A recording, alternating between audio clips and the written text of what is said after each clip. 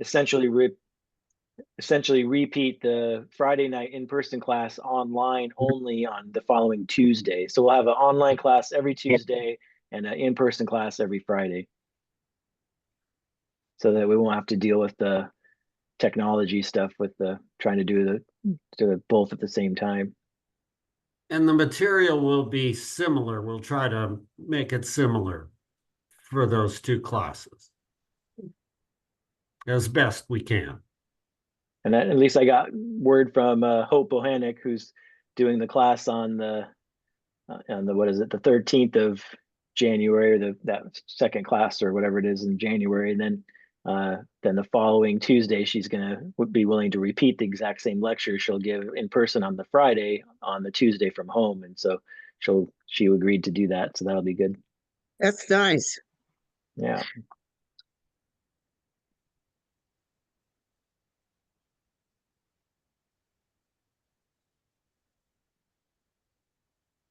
Hopefully the numbers for the online will go back up, because I think, to be honest, probably the people that were trying to attend online, probably not as many are attending, because I've watched some of the recordings and they're a little tough to watch because there's a lot of cutting out of the audio and things freeze up, and it's just hard to hear the people in the audience somewhat. And so I think it's taken away from the online experience too, and then takes away from the in-person experience too, because we're fussing with the technology and whatnot. So I think a lot of it has to do with just the internet connection at the Grange just isn't good enough to handle all our equipment. Yeah, I agree. So And that should be less frustrating for both of you. yeah, we're looking forward to that. We just have to kind of get the word back out again to the people who were attending the online classes that we're doing it the old way. And I agree with you. I think the classes will build back up again pretty quickly. So any thoughts from anybody in the group as far as what you would care to talk about or contribute, or if you're having any problems? This is an open forum session. And so Scott and I take questions and try to give you our best thoughts on that, whatever you're interested in. What time will the Tuesday online classes be? At 7:00, the same time, 7 to 8:30. Okay, thank you. Yeah, good question. And just keep an eye on the weekly newsletter, and then also I can whenever you guys are ready, I can also share my screen and show. I've changed a couple things on the homepage of the website just so you can kind of see. I'm trying to make it a little more clear as to what some of the changes are on the website. I guess I could show that. Yeah, do I need to make you host or no? I'm already a co-host. So I think I set it up that way to make you co-host regularly. yeah, exactly. And so you can see my screen, I'm assuming. Yeah, we can see it just fine. So Can here's the hear you homepage, well. livelifestylemedicine.com. And so here's the homepage. It's mostly the same, but we'll have it here where it says Live Lifestyle Medicine free online Zoom class. Click here every Friday from 7 to 8:30. And so I'm keeping it that way for another week here, because next Friday we're still going to do the hybrid class one more time, just for ease and to make it consistent, so that we make the change in 2025. So but this, after next Friday's class, I will change this. So this will say, click here every Tuesday from 7 to 8:30 to join the class. And then it says, see the class schedule at the bottom of the homepage, which I'll get to that.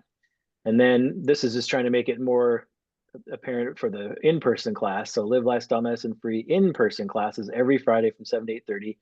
And then it has a location, Irving Grange, 1011 Irvington Drive, North Eugene.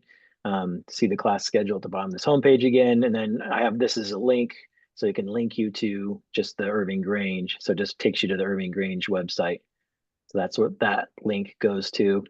And then I'll go ahead and scroll down to the class schedule. I'm going to start putting events here too, because we're kind of starting to transition away from the Eugene plant-based provider website so that it's maybe not so confusing having two different websites. And so I have all the class schedule here, and then I'll put upcoming events here as time goes on too, like when we have potlucks and some of the other things, the walks and the movie socials and all the different things we do. So here's the next Friday's class, or here's tonight to the 20th, and it has the link for the Zoom for here. And then this one next Friday, it's in person and online, so the hybrid. And so of course then has the link also, because you can just click on it and it'll actually, here's the link like everyone's in right now, and it shows that. And then here, let me go back.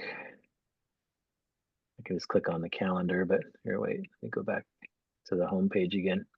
Okay, and then let's see. I have to reload it because it doesn't give me the whole calendar when I mess with it like that. Come back down here to the home page. Now here we go. And then here we go, Friday, January 3rd, autoimmune disease, arthritis and thyroid health, part 1. Usually have a 2-parter for this one. So now there's no link because this is just in person, and it says at Irving Grange and 11 Irvington Drive. And then on Tuesday, January 7th, then is the same class as the Friday in person, but then here you go. Here's the Zoom link. So that's on Tuesday from 7 to 8:30. And then the next Friday, we'll have part 2 on January 10th at the Grange, and then repeating part 2 on Tuesday, January 14th. That's online, and so on and so forth. So, yeah, that's all I really wanted to show on there. And the Okay. online ones will be on the website after the class. Yeah, To and then review. so you see on the home page here, I always put the most recent class right here on the home page. So here we Okay. go. Here was last Friday's class, and that's a pretty decent recording. So if you missed last week, you can watch it here. But then when you want to see one that was before the last week, because then they get archived. So the most recent one is on the home page. All you got to do to look at all of the class archives is go right here to class archives. So you can just click on class archives. And here's the archives page. And here's from further back, 2023, 2022. But if you just want the kind of the complete reverse order archive list, you click here, and then you'll see it says class archives. To see the previously recorded classes, click the link below and then go to videos. So you just click this link. So it's just one more click, and then make sure you go to videos. So it sees a home page, videos, community. Just click on videos, because then that gets it to you in the reverse order. And then here again is the one that's on the home page. And then here's the week before, and then the week before that, and the week before that, and the week before that, just kind of in reverse order here. And you can go back to see whichever ones. There's, with all of them put together, there's 166 videos we've been, Wow. that's how many classes we've had. And these are some Wow. other ones here, but like if you wanted to go all the way back to the beginning, you would just go all the way back to, let's see, it's right here, introduction class, my introduction class. This was at the beginning. It was like the end of July when we started doing the classes at the Grange, and then meal preparation and planning. And then I always have this was the website tutorials that I always put up on the homepage too, they're listed in the archives too. Because this is basically a YouTube channel, and sometimes people will just subscribe to this. Like we have 115 subscribers.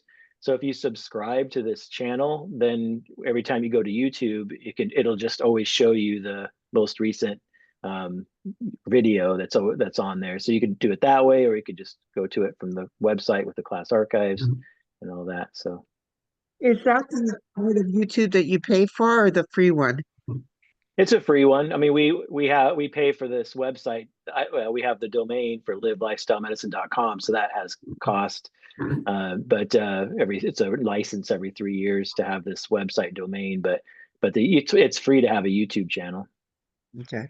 Well, sometimes I get a thing that says, do I want a premium YouTube channel? And I've never signed up for that, but I don't know how that works. Yeah, You just don't have the advertisement with the premium. Oh, is that it? Okay. Yeah, you know how the ads pop up intermittently? Right. Very impressive, Scott. Did you do all that? Well, I didn't build the website. One of our former class attendees built the website and started the YouTube channel and all that. She set it all up, but then she taught me how to kind of maintain it and add Wow. content and things like that. So I'm not very creative or a techie person, but I learned enough to be able to function, I guess. Well, that's very impressive. Well, thanks. Hopefully Yeah, it's a he's good doing a resource. great job keeping it up. All right. So we have a few more people in the room. We've gone from 2 to 10. And if someone has any questions, anything that you want to discuss or talk about, now's a good time to share your thoughts. Yeah, go ahead, Clarice.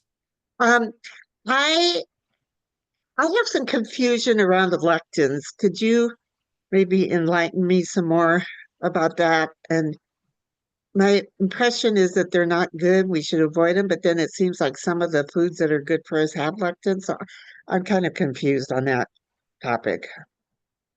You've been listening to Dr. Gundry, it sounds like. Yeah. Well, I don't really listen to him. He comes up on my thing and then I hear like 30 seconds and then I leave him. So I shouldn't worry about it, huh?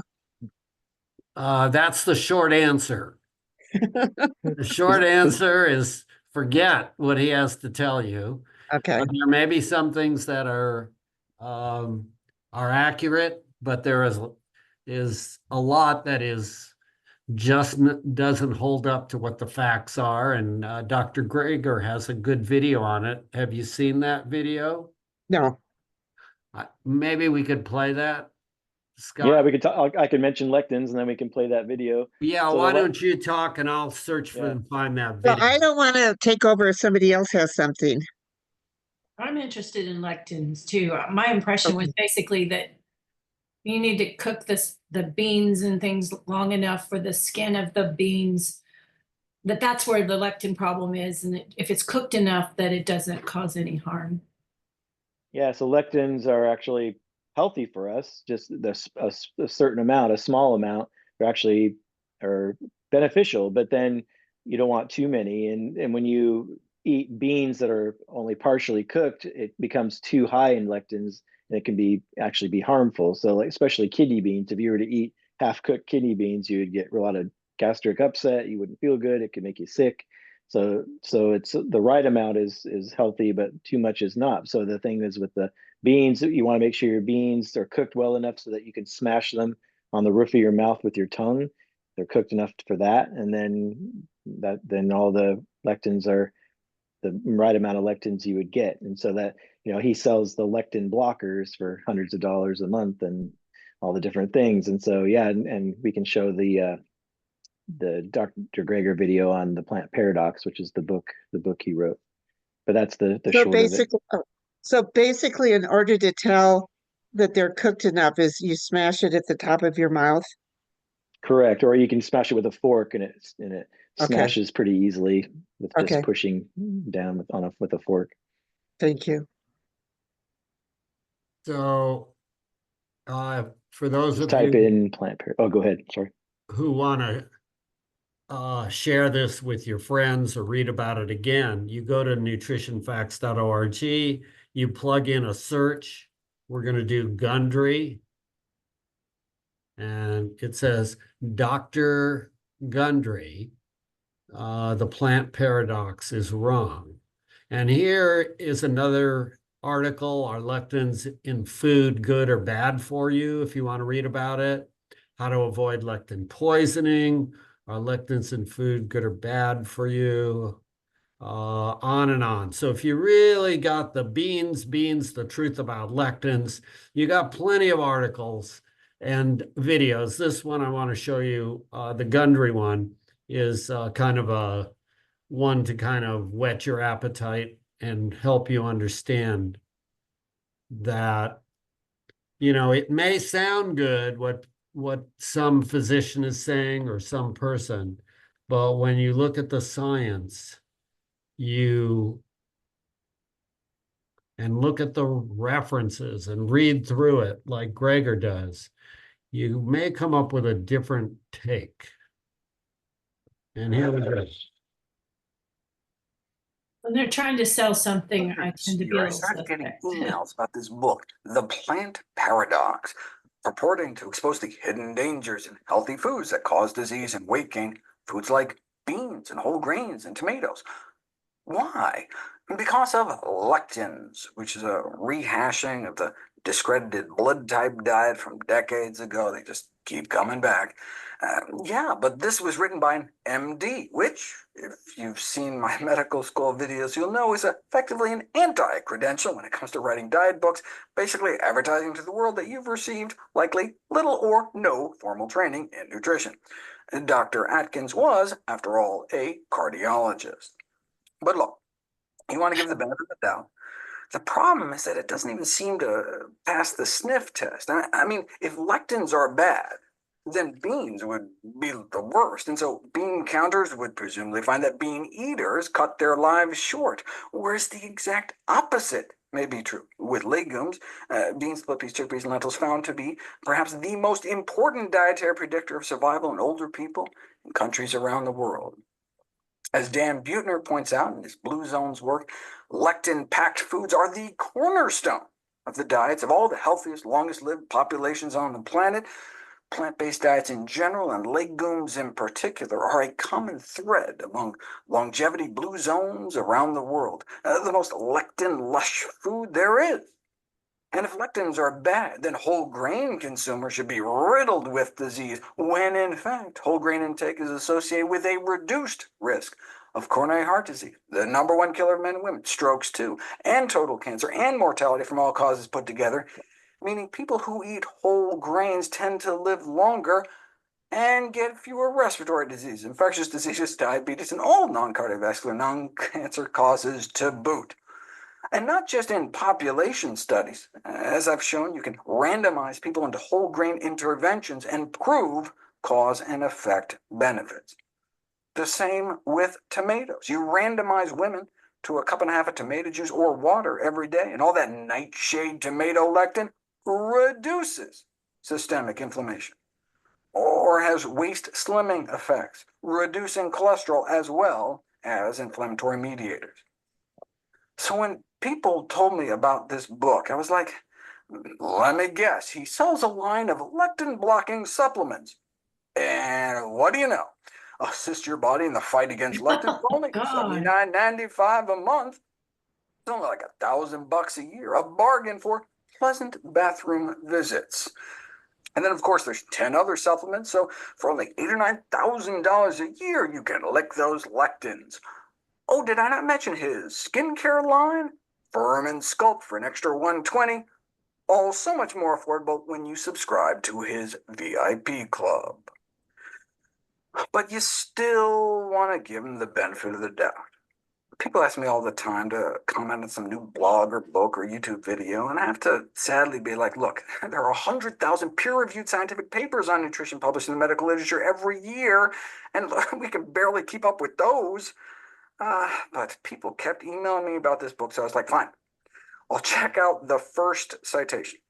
Chapter 1, Citation 1, forget everything you thought you knew was true. Diet books love saying that. For example, eating shellfish and egg yolks dramatically reduces total cholesterol. What? Egg yolks reduce cholesterol? What is this citation? This is the paper he cites, and here it is. By now, you know how these studies go. How do you show a food decreases cholesterol? You remove so much meat, cheese, and eggs that overall your saturated fat falls. In this case, about 50%. If you cut saturated fat in half, of course, cholesterol levels are going to drop. So they got to drop in cholesterol removing meat, cheese, and egg yolks. Yet that's the paper he uses to support his statement that egg yolks dramatically reduced cholesterol. I mean, it's unbelievable. That's the opposite of the truth. Add egg yolks to people's diets and their cholesterol goes up. I mean, how dare he say this? And it's not like some, harmless foolishness like saying the earth is flat or something. Heart disease is the #1 killer of men and women. This could actually hurt people. So much for my benefit of the doubt.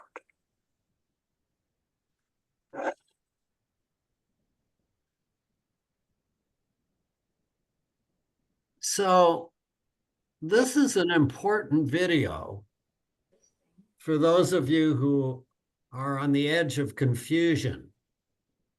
We have all been confused. One week we hear a story about this in the news. The next week we hear another story. We get confused. We have to find resources that we actually trust. Scott and I were fortunate enough to find resources from reliable people like Dr. Michael Greger, like Dr. Neil Barnard, like Dr. John McDougall, like Dr. Michael Clapper, like Dr. Dean Ornish. Those people all agree the science they promote is documented. They're not quoting references which are the opposite of what they are. So you can choose to use the resources we use, or you can choose to use whoever sounds good out there. And there's a lot of people who sound awfully good, and it makes it confusing to you. And that's why Scott and I hold these classes week after week and keep answering these questions that keep coming up, because it's hard to dispel the confusion that's outstanding. So we feel for you all. We've felt it ourselves, but I no longer feel it for myself personally. And I spend a lot of my time trying to help people find trust in the resources that we use. I don't force them, but my goal now is to share the science, let you figure it out, make the decision for yourself. And one last thing, I have asked every medical student, every class attendee over the last 12 years that I've interacted with, find something wrong with Dr. Greger's work on nutritionfacts.org. I challenge all of you to do the same. And I have yet to have someone come and tell me, here's a problem. That's my best attempt at trying to reassure you. I don't know, Scott, if you have anything else that you want to add. No, I think you summed it up well. No, I really appreciate it. I think it's good. I think it's good to note that Greger, all the books that he sells, which are thick as heck, he donates the money to charities. So he's not in Oh, it he for does? Mhm. yeah. Wow. And he does a lot of videos. And when you go to that nutrition.org online, you can type in whatever topic you want, and there's usually a little video even, or just an article, but usually it's a short little video on the topic, which is helpful. I just discovered that recently. Great.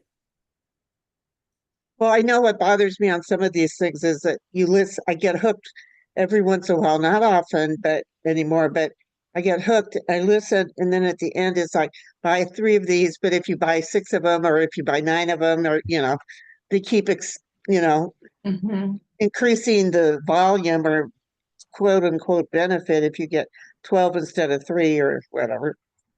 So, Yeah, stop trusting those tactics because they're always to sell something that you right, can buy for like a fraction of the price if it is beneficial. right, I right. don't, yeah.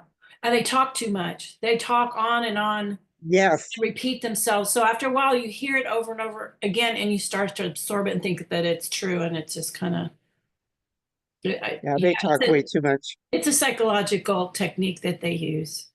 Yeah. To drive it home.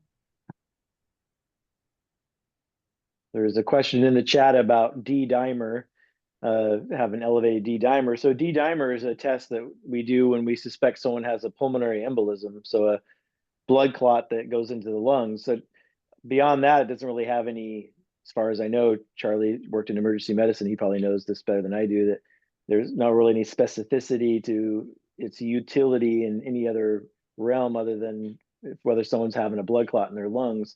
And so having an elevated, I guess I would want to know who ordered it and why it was ordered, and then go from there. Do either of you know what that 7,000 is relative to range is less than 500?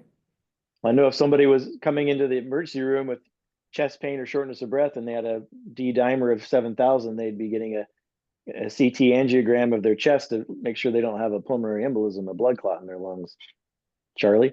Yeah, so some of the reasons for elevating a D dimer, it tends to elevate over age 60. If you had a recent surgery of some sort, or maybe you had some injury that your body's healing up, you might be having an elevated D dimer. Liver disease can present with a higher D dimer. Sickle cell disease, I'm reading this off of a quick search I did online. I don't remember all this myself. Smoking can elevate the D dimer.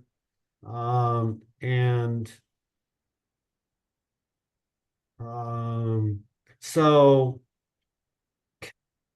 I guess the false positives are what you're concerned about. And if you're having a breakdown of blood cells for some reason, maybe you have some viral illness that causes it.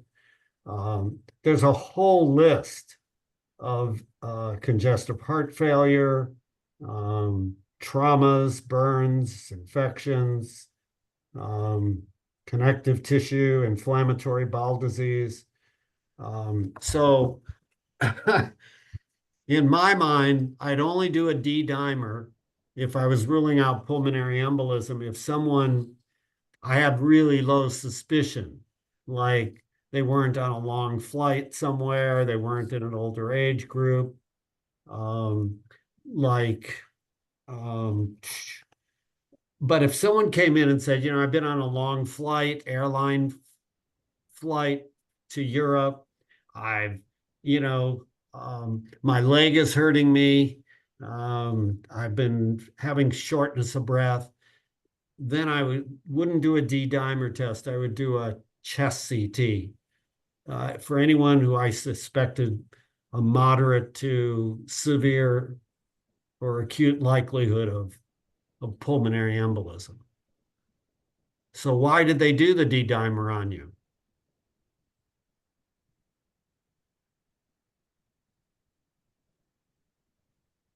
She was in the chat. Maybe she doesn't have a Vera, can you microphone or unmute? something. She's muted. Yeah, I was gonna say, Vera, can you unmute?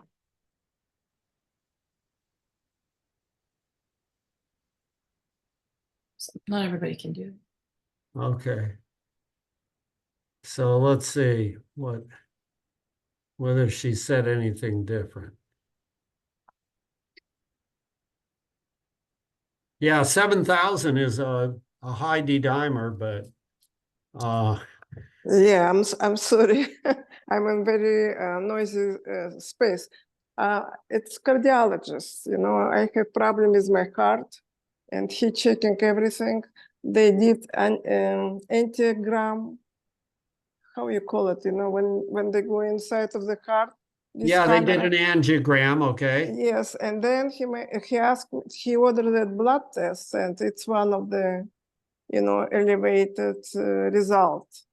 Okay, so you were having a kind of a surgical procedure, sticking a needle through your skin, interrupting the blood a little bit. I don't know. I haven't seen anybody do a D dimer test what the results are after doing an angiogram like that. But if it's a non-specific test at this point for you, and I bet you it starts going down. Okay, thank you. Thank you very much. Thank you. You're very welcome.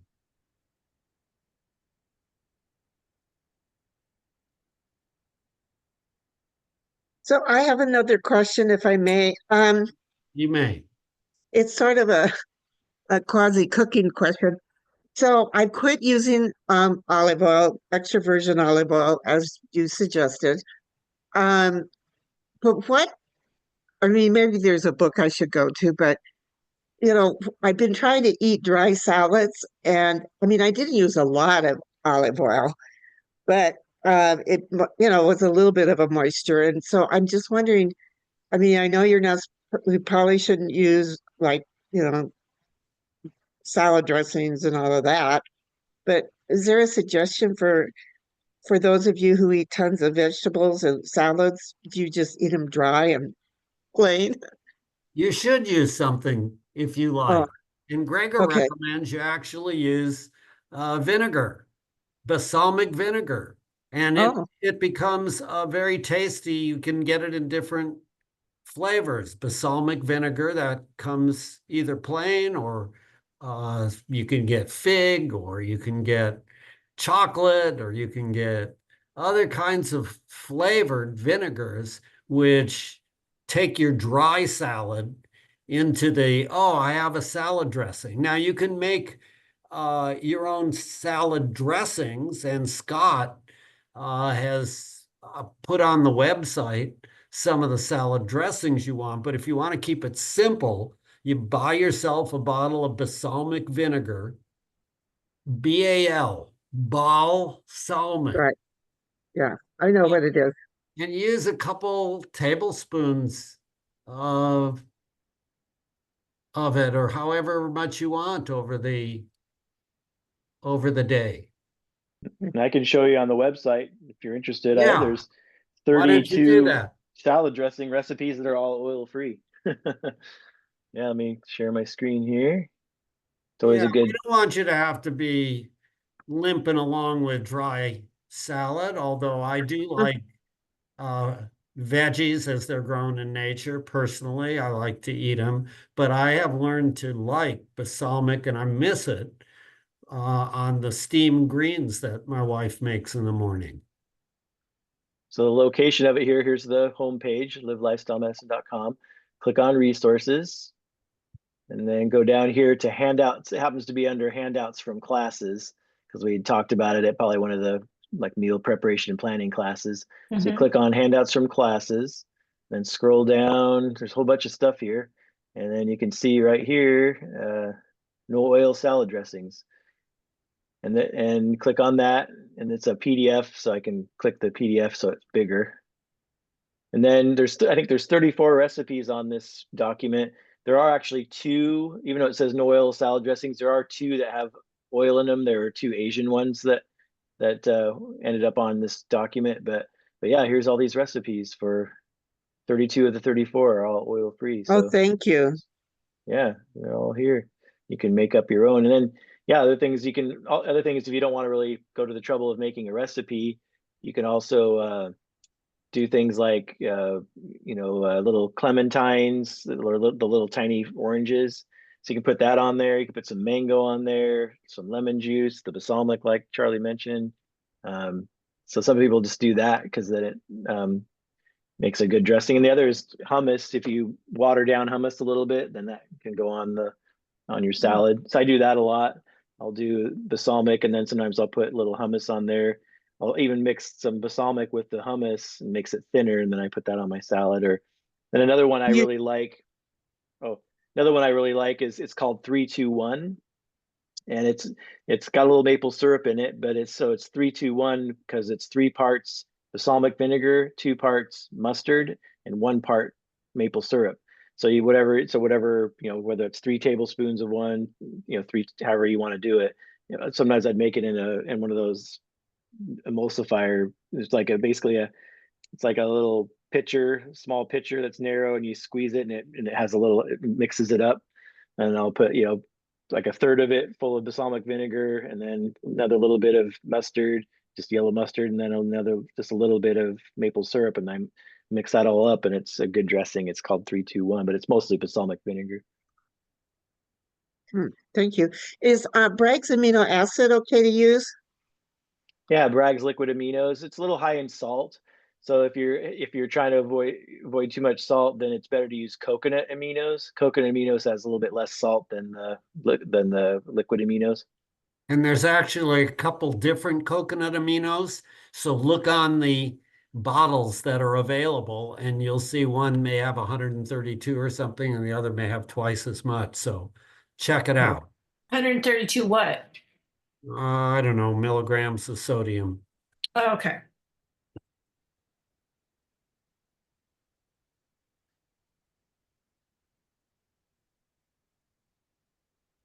Sometimes I buy just the plain garlic, parsley.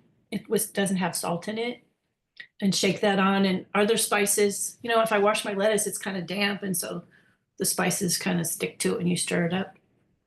Nice. There's such a variety of things that you can do that we just haven't been trained in our culture to do.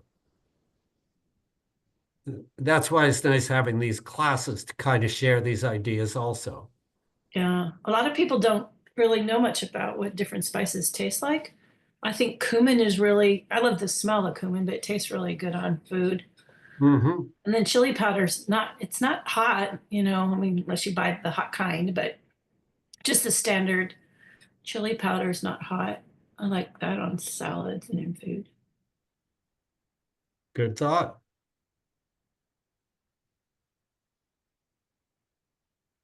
I think my next question, the answer will be it depends.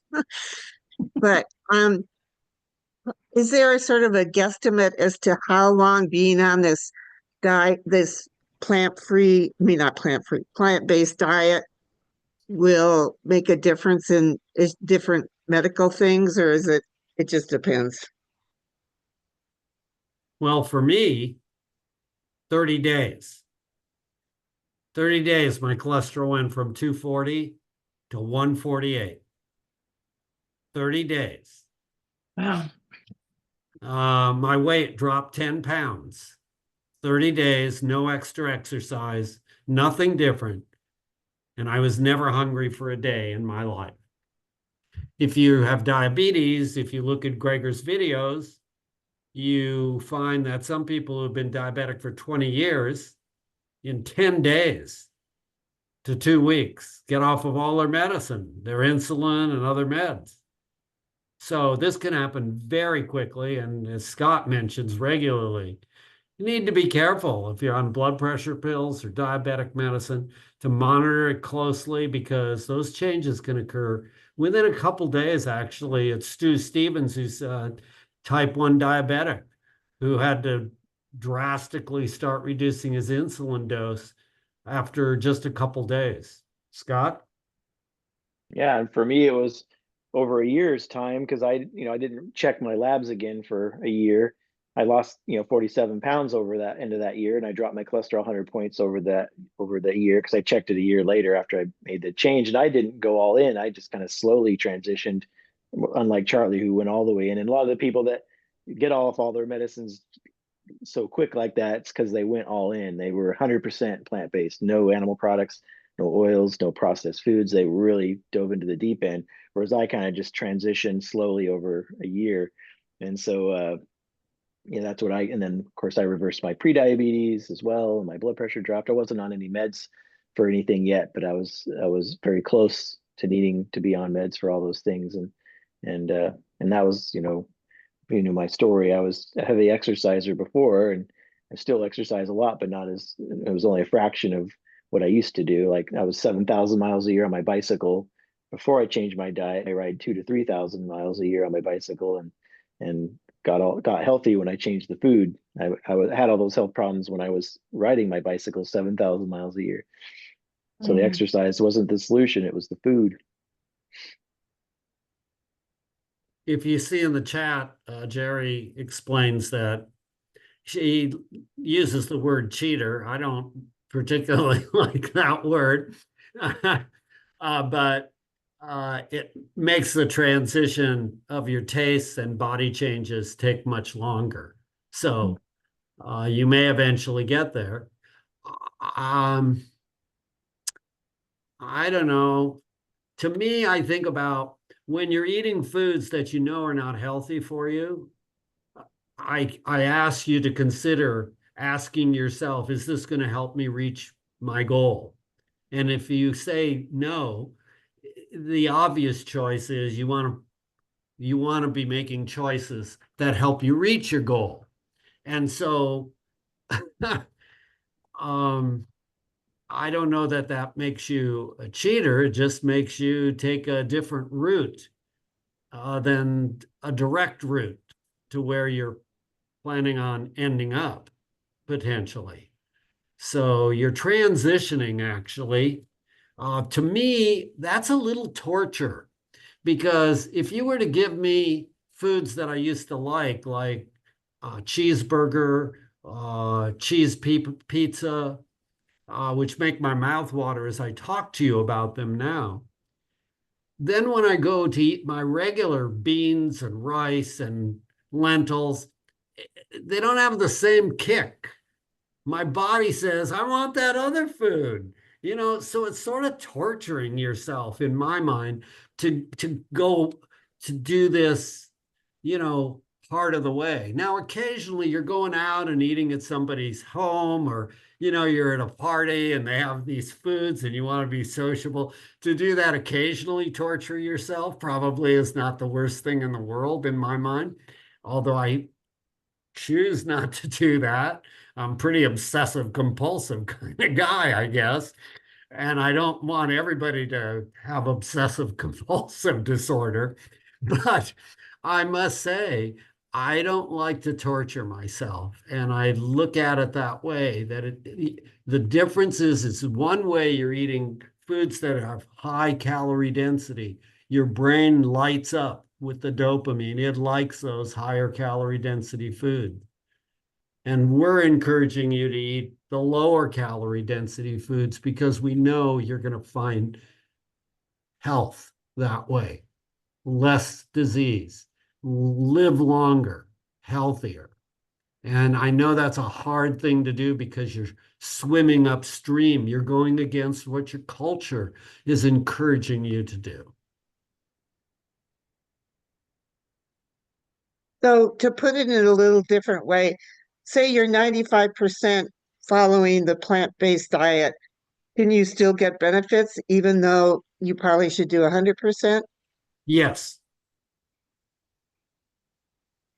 Yeah, you can still get benefits. Any attempt that you make in incorporating more plant food, more fiber into your diet is going to bring you slightly better health. How much better? I don't know, but it's going to be pointing you in that direction. You're going to be having more fiber, which will feed your microbiome. They'll make a little more butyrate, which cuts down the inflammation in your body. They'll make a little more serotonin, which cuts down on the anxiety and depression. So if you do 95%, you've gone a long way toward cutting down a lot of that. If you're still not getting the benefits you want when you're doing 95%, like you're having to take pills for high blood pressure, you're having to take medicine for diabetes, and you no longer want to live that way, you want to try to get off of it, then I encourage you to try a month to do an experiment on yourself. Do it 100%, see how your body reacts. And if it works, that could be motivating to you to say, I'm going to keep doing this. Yeah. If it doesn't work, you may say, hey, I did just as well at 95 as I'm doing, this 100%. Why should I have to do it 100%? You get to experiment on your body. Then you have to have your doctor agree to take you off those medications. They won't have But a the choice lab- if your blood pressure is too low. They won't have a choice. Your blood sugar is too low. They won't have a choice either. So Oh, okay. where it takes some convincing is, oh, can I get off my statin now? Because look at because a lot of times us providers, we focus too much on the numbers rather than the overall risk. And having a heart attack or stroke is more than just what your cholesterol number is. There's so many other factors that contribute. So it's kind of hard to find a provider that's not just looking at the numbers too closely and your age. A lot of times, no matter what your cholesterol is, if you're over 70, most of your doctors are going to want you on a statin, even if your numbers are in the normal or are pretty good. So So that's where it becomes more of a challenge, is having a provider that's on board with what your health goals are, and being supportive of you and whatnot. But I always tell patients the way to get your provider to do what you want them to do is prove it to them by making yourself healthy. Like, what the heck, your cholesterol's down 100 points. What did you do? We didn't change your dose of your statin, or your blood pressure. Oh, I'm dizzy. My blood pressure's 100/60. I'm getting dizzy when I stand up. Oh gosh, okay, yeah, we need to lower your blood pressure medicine, or even eliminate the blood pressure medicine. So prove it to them by you taking charge of your life and taking control of your own health with your lifestyle choices, because that's the only thing you can control. You can't control, let's say, what your doctor does, or what your doctor recommends. But a lot of times, with the blood pressure and the blood and the diabetes medicines, they won't have a choice, because you're going to be too low on your blood pressure or your blood sugar. Good point, both of you. I had a recent Good. experience where my numbers were kind of high in cholesterol and other areas too. So my doctor wanted to put me, well, she put me on statins. And then I came to a lecture, and I was also starting to have some side effects almost immediately that made me feel a lot older. And that were life-changing. Like, it was I'll be frank, it was urinary overflow, incontinence. Mhm. And I was like ready to start wearing diapers. And it was like, I looked it up, and it said that there's no scientific evidence, but there's a lot of people who report that problem. And so I said, that's good enough for me. I mean, so I told her that I had talked to Charlie, and and that I wanted to go to a plant-based diet, and she's knowledgeable enough to know. She said she just didn't know if I would follow through, so she wanted me to go on the statins because the numbers were high enough. Well, she had a heart scan done, and so they could see the plaque there was there. And so but I went off, and that symptom went away almost within 24 hours too. So there was another thing, I can't remember what it was, another symptom that popped up very quickly with the statins. And I said, I don't want to get sicker from the medication I'm taking. So she was cool with me going off the statins right away. But and I'm going to get tested soon. So now that'll be my kind of my line, demarcation line, where I start seeing the progress. Great. Thank you, by the way.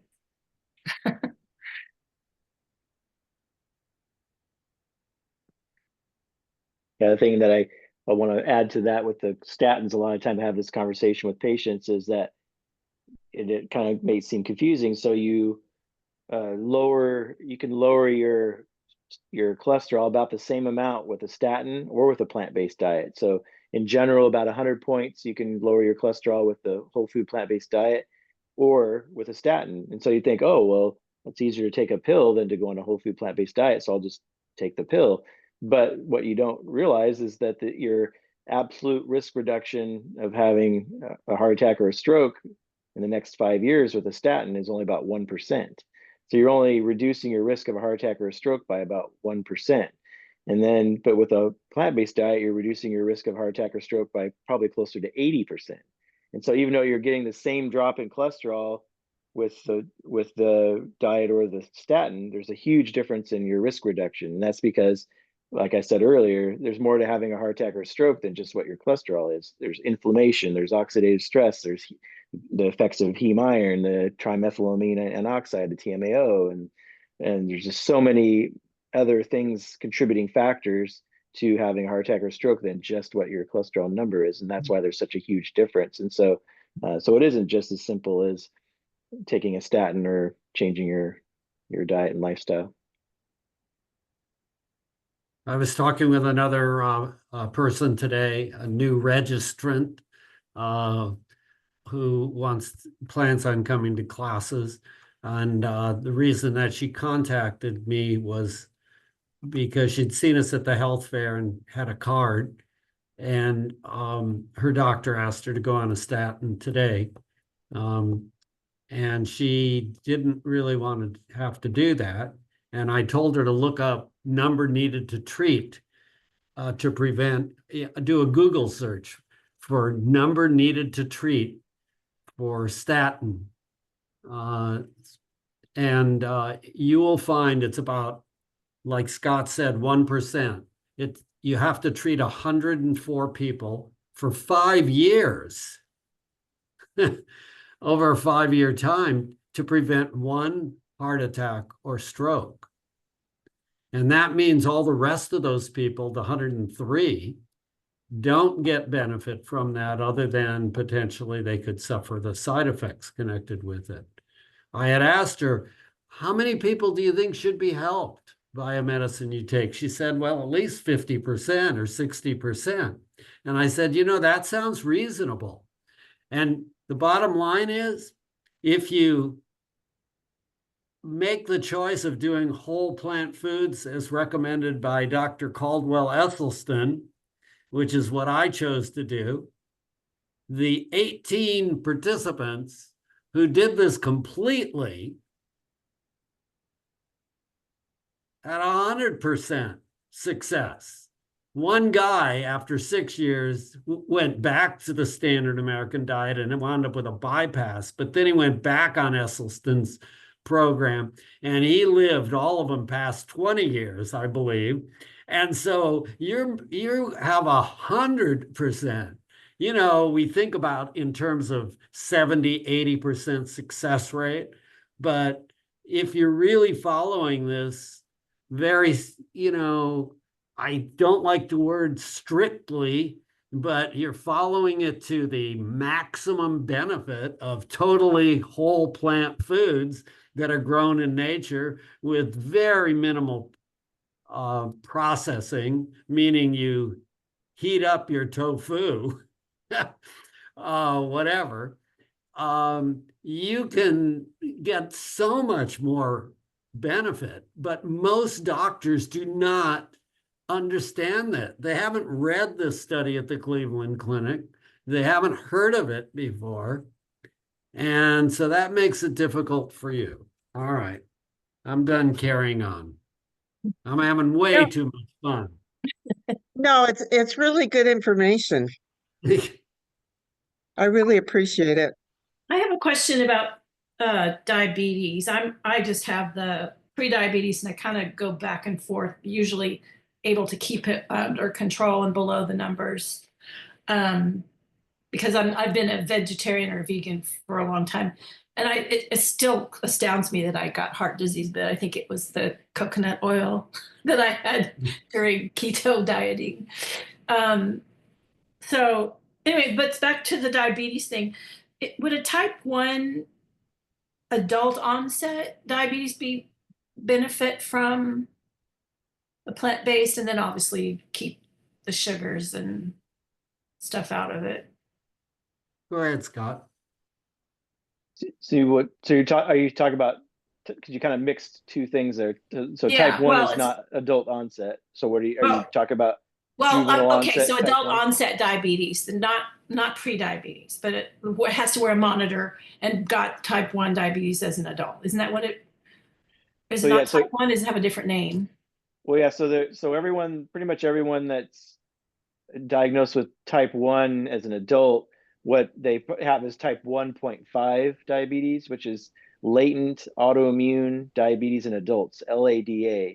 And how you diagnose that is usually it's somebody initially had type 2 diabetes, and then they're making diet and lifestyle changes. They're on a bunch of different oral diabetes medications, but their blood sugars aren't under control anymore. They're still really high, even though you have them on all kinds of oral medications. And so then you're like, okay, well, we might have to start insulin, and some of them are on insulin, but they're still having a hard time controlling them.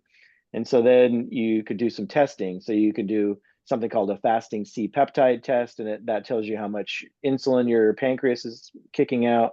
And if that's usually really low, like less than 0.2, if it's really, really low, then also what you can check are some antibody tests. So you can check the GAD antibodies, the islet cell antibodies. So there's some antibody tests you can do, and if those antibody tests come back positive, usually 2 out of the 3 or 4 are positive, and your C-peptide is less than 0.2, then you basically have type 1 diabetes. We call it type 1.5. And so I don't know if your question's getting to, so whether you have type 1 diabetes diagnosed as a child or a teen, or you have type 1.5, this latent autoimmune diabetes in adults, yes, you can still get benefit. You could, those people, those two camps will always have to be on insulin no matter what, because they just don't make any insulin anymore in their body. And so they'll always have to be on insulin no matter how good they are with diet and lifestyle. But you can reverse that insulin resistance. You can reduce your risk of all the complications, the heart attacks, the strokes, the amputations, the kidney failure, the blindness, all those things can be greatly reduced. And when we had our class on diabetes a few weeks ago, Stu Stevens and his wife were on. I don't know if you saw that I class. missed it, yeah. Yeah, so he talked about his, so he'd had type 1 diabetes since he was like a teenager, I believe. I don't remember what age he said he was, but yeah, he reduced his insulin requirements by 70% because he had a lot of insulin resistance. Most people with type 1 or type 1.5, they, even though they don't make insulin anymore, they often still have insulin resistance. And so that insulin resistance is what's causing, we figured out, is causing most of the problems, not just the high blood sugars. I can go way more in depth on that. And I talk about that a lot in, in the diabetes classes that are archived, where I go over that in way more detail. But yeah, so whether you make insulin yourself or not, you can get benefit from the diet and lifestyle. You just, with the type 1, when you don't make it, or 1.5, you don't make it any insulin, you'll just always need to be on insulin. Okay. So type 1.5 is going to be different than type 2. Correct. It's Okay. much You more. just, basically it just means you don't make, your body doesn't make any insulin anymore, and so you have to inject insulin, and that's the Okay, only but type difference. Type 2, you can, a lot of times people are injecting insulin also, but type 2 can be reversed because your body still makes insulin. You just have to get rid of the insulin resistance, so you don't need to inject Okay. insulin anymore or take any of the diabetes medication. So type 2 can be completely reversed almost 100% of the time. And so with a healthy enough diet and lifestyle, because you still So make how do you know insulin. how do you know if you have insulin resistance? If you have, pretty much about 70% of the American population has insulin resistance, probably a little bit higher than that. And so there's not a lot of tests for insulin resistance. The most kind of the gold standard, and the one that's probably the most accurate, is a glucose tolerance test. So if you like you had when you were pregnant, so you get a 75-gram sugar, glucose, and then you check your fasting blood sugar, then you take in 75 grams of glucose, and then you recheck your blood sugar in 2 hours, or in 1 hour or 2 hours, and then there's normal values for what it should be after those time frames. And if it's above a certain level, then when you fail the glucose tolerance test, that just means you have insulin resistance. So that's one of the tests. Sometimes people use like fasting insulin levels, and what your fasting sugar is, and what some of the other things. We get an idea, like when you have pre-diabetes. So when you have elevated blood sugars on a fasting blood sugar test, or an A1C, which is a 3-month average test, that's kind of a late sign of insulin resistance. So you can have insulin resistance for decades before your blood sugar ever even goes up at all. And so you can have completely normal blood sugars for 20 years, and then suddenly, and have insulin resistance, and then suddenly your blood sugars shoot through the roof because your pancreas just gets pooped out and can't keep up with the insulin resistance anymore, and then your blood sugars really spike. And that's when, oftentimes when we diagnose someone with type 2 diabetes, it's because of that finally their kind of their beta cells in their pancreas kind of conk out and can't keep up with it anymore, and the sugars jump up, and then they get thirsty and they're peeing a lot, and then they get a random blood sugar and it's like 300, and it's, oh, you have diabetes. You guys are so smart. It's just seriously, you just know so much, both of you. Thank you. I'm gonna It's- put the name of somebody in the, I'm not recommending them, in the meeting chat because I can't pronounce her last name, Jessie in Chopsay or something. And she calls herself the glucose goddess. Are you guys familiar with her? I'm just wondering whether I should listen to her at all. She like she has these hacks to help with insulin and with the glucose, how quickly it comes. So she tries to reduce the impact of eating something that's got too much sugar in it or something. Like she says, eat a salad before you eat the rest of your meal. And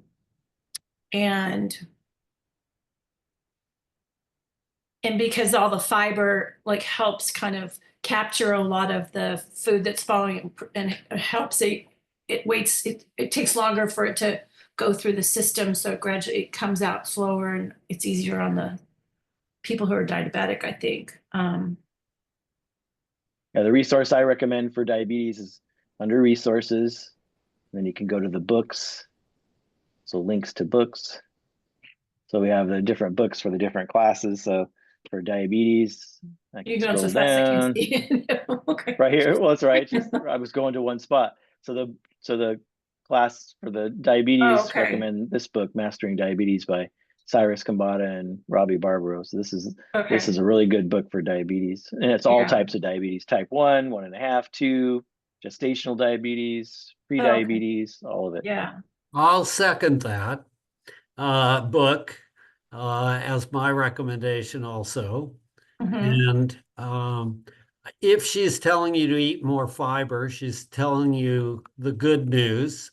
The Mhm. more fiber you eat, that means you're eating the more plants. The fiber Right. you should get should not be supplemental fiber. It should be fiber that's in foods, is grown in Right. nature. Right. Okay. If Right. she's encouraging you to do that, that's good. If she's explained to you that if you're eating more foods that are have higher fat amounts, that's going to lead to the insulin resistance to a greater degree than Right. the sugar that you might intake. So she would be accurate there if that's what she's actually telling you. I'm not aware of her. I haven't seen any of her work. Right.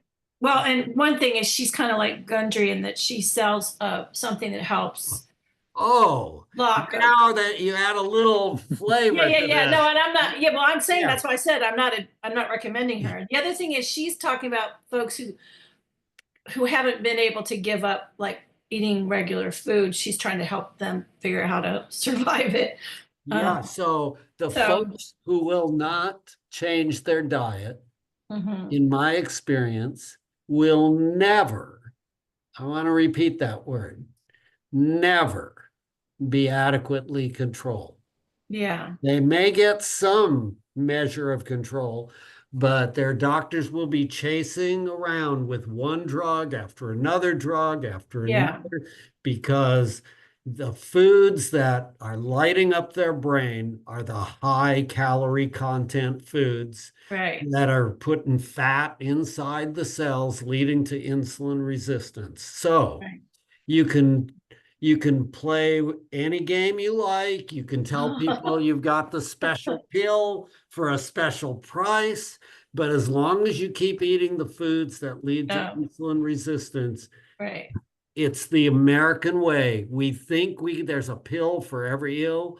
And you know what these classes are about is your lifestyle choices are what are going to Right. bring you the health.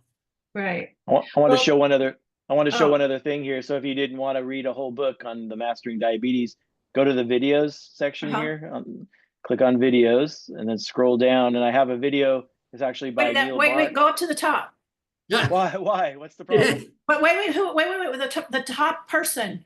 So I can't see it. It's down too low. Who is that? That's Scott. I'm just. That's Scott. No, me. go I'm- up to the first person in your list of videos. The TED Talk. Scroll Well, up I'm more so on- I can see that is. That looks a lot I'm like. just trying to show you one particular video. I'm not going to show you Okay, all the she just videos looked on like here. the woman I was talking about. That's the only reason I said that. Sorry. Oh, It's no, Oh. no. Okay, This so is you're on, a Kelly lot like her. McGonigal. that's Kelly McGonigal. So this is videos, and then you're Okay, going got to it. scroll down. Okay. Scroll down to where I want to get to the video I want to show you, because I have a lot of them on here. Right Oh, here, yeah. wonderful and straightforward 37-minute lecture on type 2 diabetes by Dr. Neil Barnard of Right. Physicians Committee for Right. Responsible Medicine. Just watch that. Yeah. It's 37 minutes, and it's a good. Yeah. Don't overview of worry, that. I'm not following her.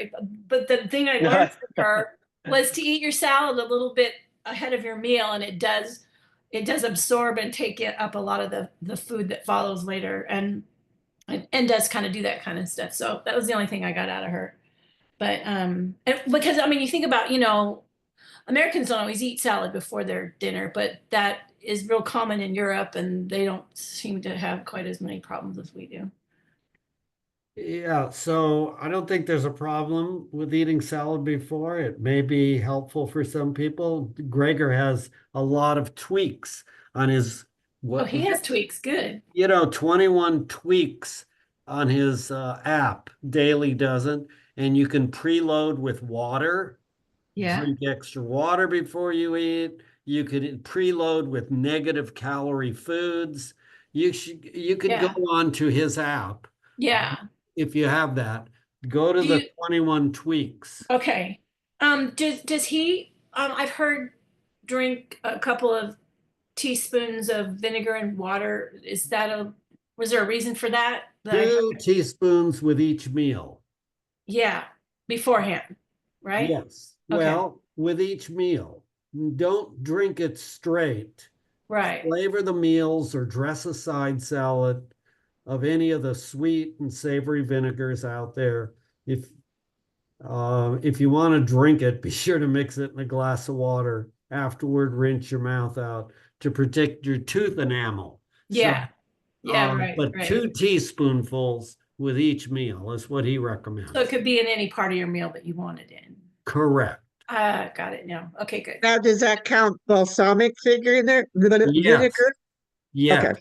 And when I'm Absolutely. doing apple cider vinegar, is that okay too? And apple cider is just fine. Okay, How exciting is this? this is exciting. Well, there's been a lot of things over the years about apple cider vinegars. Yeah. Does it expire after a while? I would imagine. I But haven't it lasts, given I that think much it lasts thought. a long time. What are you showing us, Jerry? Vitamin D3 in a liquid bottle? Is there a question? Oh, should you take 1,000 or 2,000 international units a day of D3? And I don't know how my name got on there at 2,000. I didn't type that in, but Oh, it's because I'm co-host. I'm still listed as you, Ah. Charlie. I You're both was Charlie. thinking, did I do that? Did I punch on the computer and I didn't recognize that? That's pretty cute. Yeah, I don't have my own profile anymore. You made me co-host, and I'm like the Just kept extension your of you name on here now. there. Yeah. Oh, okay, great. So 1,000 or 2,000 IUs a day for D3 is the question. Yeah, 2,000. 2,000? Okay. Yeah, 2,000. as it's Unless you've listened to the latest video from some doctor in San Francisco who he doesn't think we should take any vitamin D, but I'm waiting for Gregor to change his recommendations before I would make any change. Do you guys, Make- did you ever read or remember a study? Well, it wasn't a study. It happened during the Spanish influenza. And there was an insane asylum prison where they had inmates, and this one doctor was experimenting with vitamin D right before this happened with his patient prisoners. And even with cross-contamination of nurses coming from different units where everybody was dying from this flu, his unit had no deaths. And he attributed, his name started with a C. I want to see it's CAN something. But like I read that years ago, but it was from, what time period was the Spanish influenza that was so notorious? 1918. 1918. 1918.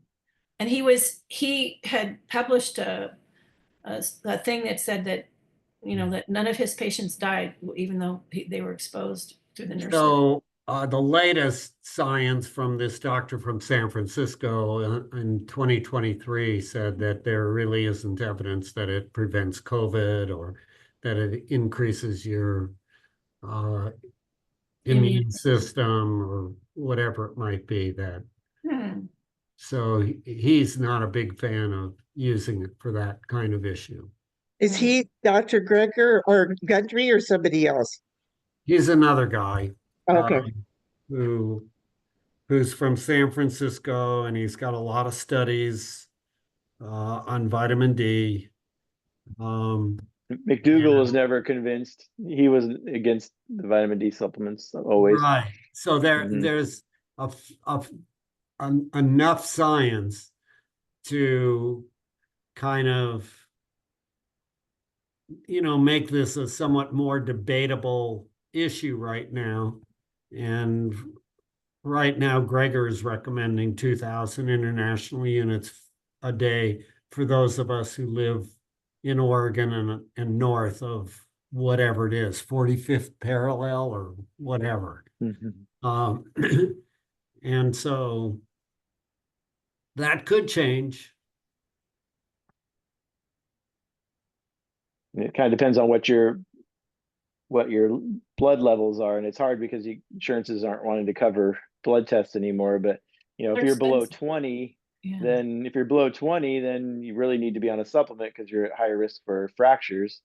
But if you're in the 20s or in the 30s, then that's where the data is kind of more back and forth. We're not really sure if it's better to be above 30 or 40 or where we should be, and that's where the science is kind of all over the place. But if you're below 20, then there's no debate. You should try to get, if you can't get enough sunshine to keep your vitamin D level above 20, then you need to be on a supplement. What do you think? What's that? Well, I was just going to say, what do you think about, I have osteopenia, just recently diagnosed, and do you think calcium supplements are okay, given that we're not supposed to drink dairy? So you need the vitamin. If you have osteopenia, if your vitamin D levels, I'd probably want someone that's got osteopenia to have their vitamin D above 30 and supplement if they need to get above 30. But as far as calcium, you can get plenty of calcium from just eating whole plant foods, your beans, your greens, your nuts and seeds, because calcium supplements increase your risk of heart attack and stroke. So we don't want to do that. So you shouldn't take a calcium supplement. So you should not. Should not. Yep. Okay. Should you take vitamins that help absorb the calcium that you do take in, or is that not important to you? You don't need vitamins. Yeah, except for the specific ones we talk about. Okay. Like There's taking a lot the of vitamin D. advertisements saying they're absorbed. Vitamins are not FDA regulated, and there's not a lot of good science on them, and other than some of the specific ones, even with the vitamin D being so debatable. But multivitamins and other vitamins are just making a lot of money for the people that make them. I was taught that vitamin D3 was the closest to what we create ourselves through well, it's not photosynthesis, but humans absorption. Correct. Yeah, sunshine. vitamin D3 is the one you want. Yep. Okay. Good questions. Yeah. Is there a restaurant in town that is quasi okay, like Cafe Yum, and not using the yum sauce on the beans or anything? Because a lot of times some of my social life includes going out to lunch or dinner with people, and I kind of struggle on that. I try to watch what I eat, but I'm just wondering if, like, Cafe Yum without the yum sauce, that's what I've done sometimes, is we go to Cafe Yum and I just tell them not to use the yum sauce and to leave off the sour cream and the cheese. Perfect. Really?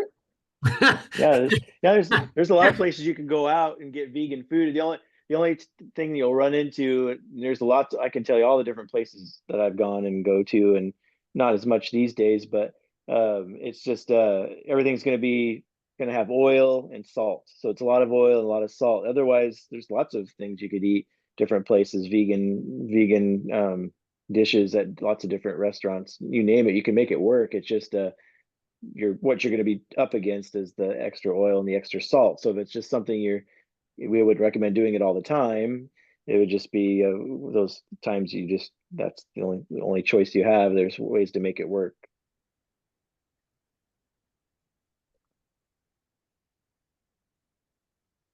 We don't And eat Brad- we don't eat out very often, but the last time we ate out was a couple weeks ago, maybe 3, and we went to Yum. Oh, did you? Yeah. And then there's that unrefined wellness bar over there on Shadow View off of Crescent. But What's it called? It's called Unrefined Wellness Bar. It's there on Shadow View, just north of the Crescent Street there. And they're it's gonna be some salt, some oil, and I think they use some oil in some of this stuff, but otherwise it's all plant-based and everything. So if you can go places like that, you can even go to technically you could even go to like a diner, like a place where even a Sizzler or something, because you could just get a baked potato with steamed vegetables, but that's not going to be great, and it's not like it's going to be that tasty, and it's pretty limited. But almost any place you could kind of get something that's semi okay, but it's just not the ideal.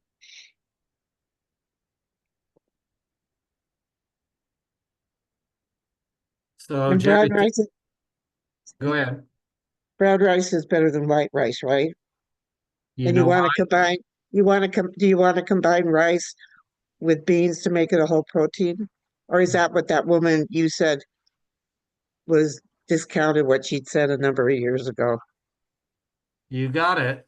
She Okay. discounted it, so you don't have to combine. And you're right, brown rice is better because white rice is the brown rice that has the fiber stripped off of it. Mhm. You want the fiber. Right. Takes a little longer to cook, True. but it's worth the extra time. True. I, So, when you're doing, oh, go ahead, Clarice. I was just gonna say, Scott, when you talk about hummus, do you make your own hummus? I don't most of the time. I don't get it all the time, but I have it around now and again. So there is like is it King's brand? There's like one brand out of Portland that you can get without oil, but most of them have a little bit of oil. So I get some oil. I don't ever cook with it or have it in my house, but yeah, if I get a store-bought hummus or I eat out, I'm going to be getting some oil. So just a Well, the choice. one that I bought had tahini, but no oil. Yeah, that's And better. Tahini is better than oil. But it's not great. It's just it's just high in fat. But so if you're trying to Okay. lose weight or reverse insulin resistance, then you want to definitely limit that kind of stuff. But tahini would be a better choice than oil. You can look on the ingredients and see the fat content. If it's below 3.5, it's probably okay. Sabre brand, I've seen up to, I don't know, 11 or 13. I don't know, it's pretty high amount of fat in some brands. So try to keep the amount in the lower range, 2.5, 3.5 grams of fat. Per serving, yeah. If an per serving. ingredient, if an ingredient says 0 saturated fat and then it doesn't describe the other fats, is that okay? I mean, if you're getting something that says It's 0, better than a product that's a saturated fat in it. yeah. Yeah. Okay.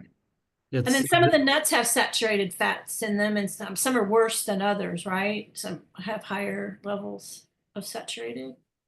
The nuts. Yeah, I think like cashews and macadamia nuts are a little higher in saturated fat than say almonds or walnuts or something like that. The ones that go rancid. So you smell like if you look at like a walnut and you leave a walnut semi-sealed and you smell it, kind of smells rancid. Mhm. That's because it's really high in unsaturated fat. Because Mm. unsaturated fat is unstable, and so it can kind of go rancid. Mhm. Whereas like that's why like bacon fat, you hear Neil Barnard all the time talk about how his mom used to, after she'd fry up the bacon, she would just take the bacon grease and put it in a jar and then just put it in on the shelf. You didn't have to Yeah. refrigerate it. You didn't do Right. anything because it just turned solid and it never goes rancid because it's saturated I knew fat, which families is that did solid that at all the room time. temperature. Yeah. So that's the worst kind of fat because it's solid at room temperature and that's what clogs up the arteries. Whereas something like olive oil, even though it's still not a healthy food, doesn't tend to go rancid because it's even though it has some saturated fat in it, it's mostly unsaturated fat, so it's unstable. So Yeah. or it can go rancid, I should say, not, I meant to say, it can Gundry's still go also, rancid. yeah, Gundry's also trying to sell the virgin olive oil from Morocco because supposedly the heat and the drier climate make it better for you. So I just got out of my refrigerator. It's called Aladdin. It's vegan baba ganoush or something like that. Anyways, the total fat is 3 grams. The saturated fat is less than 1 gram. The cholesterol is 0. Sodium is 200 milligrams. Carbs are 5 milligrams. Protein are 2. And it's roasted eggplant, garlic, sesame seed paste, tahini, mint, salt, and citric acid. What's the serving size? 2 ounces. Teaspoon, a tablespoon? 2 ounces. 56 grams. It doesn't say tablespoons. It's like 2 we're all gonna ounces. measure the weight of our food. Yeah. That's probably tricky. How big a container is it? And what is it? It's a spread of some sort? Yeah, it's no preservative. It's a hummus. Oh, I And it just heard has- I just heard tahini. I didn't hear oil, so that's Yeah. not too bad. yeah. How many grams of fat was it? It was 3. 3. That And sounds good. saturated But The only- saturated fat is less than 1. The only thing that was a little high was the sodium, I think. yeah, Yeah. for that small serving. Because what is the calorie count on a serving? 52. Yeah, you wanna if you follow Jeff Novak's recommendation, you want to try to keep the amount of salt or sodium at a number that's less per serving than the calories. But if you're just using that occasionally as a little garnish or a taste, probably not a big deal if you're not eating other products with sodium in them. Okay. Because you want to keep your amount of sodium under 1,500 to 2,000 a Right. day. Right. And for years, I've been really careful about my sodium. Okay. So it sounds like you don't have to throw that out. Oh, good. You can enjoy it. I can't tell you how much stuff I've thrown out. I Yeah, feel since I've lived bad for the alone. starving people in Yeah. Gaza. Okay. We get it. Yeah, when I didn't live alone and they didn't want to eat the way I ate, they would just finish it off for me, but now I have to throw it out. Where was that? No, I just said before I lived alone, I could let Oh. other family members would finish food off, but I Oh. didn't have to throw it away. Now I feel bad if I throw it away, but I do. Well, we've managed another hour and a half, Scott. Wow. All right, This has goes been fast. wonderful. Wonderful. Yeah. Thank you so much. Quality is so much better, right? Have you guys, because I've tried it once when it was when you guys were live. And I just really, and I couldn't unmute myself. I was on my phone though. That might have had something to do with it too, but couldn't unmute myself and could hear what people were saying. It would be nice if we could get some youngster in there, some tech kid to fancy it up for us. Well, we Right. have fancy. It's just I think it's the internet connection just isn't Oh, robust enough to take on all our equipment because we have Ed helping out, and we had a good program, and in theory, it should have worked great. Yeah. But just, I think the limiting factor is the internet connection just isn't good enough at the Grange to be able to handle all that at this time. Oh, I wonder if there's some kind of booster that you could get. I don't know if there is such a thing. We have reached out to see if there was a way to improve the internet there, but we haven't heard. I don't think Charlie's heard back from Ron yet, right, about that? Well, I haven't approached him again because we just decided we're going to change. So I'll pursue it again when the class sizes start increasing potentially. Yeah, Mhm. right. So you said because you had decided to change, you were thinking of changing locations or changing. Well, No, we're going to do just in person at the Grange. Oh, yeah, We're going to do just online on Tuesday night I and see. not But we have- worry about but- the technology. But next Okay. Friday, next Friday is one more dual hybrid class. We're going to do one more next week. And then starting in the new year, we're going to do Friday in person only, Tuesday online only. And what time is the Tuesday one? Same time. 7 o'clock. I guess you weren't here at the beginning of the class, huh? No, I missed the first few minutes. Oh, okay. But the Tuesday now will be a repeat of the Friday rather than just an ad lib on Tuesday. Oh, okay. I didn't know Correct. that Yeah, either. we're gonna- That's helpful. Yeah, it'll be the same. It'll just be a repeat So of the it's previous class. online, it's just a recording online or the same No, topic, it'll be the same subject? same topic and just like same subject and just like So there might tonight, be good but- different questions and that Yeah. might still be worthwhile going to both. Correct. Okay, Yeah, you could go to both if you wanted to. yeah. That sounds good. Well, thank you, guys. This has been Yeah. wonderful. Thank you so much. Thank you for the You're welcome. questions. Happy holidays to everybody. Happy Yeah. holidays You Happy too. holidays. to everybody until we meet again. Yeah. Next Friday. Next Friday. Yep. Take care. Thank you. Thanks. Thanks, Scott. Yeah, Bye. thanks everybody. Great questions. Let's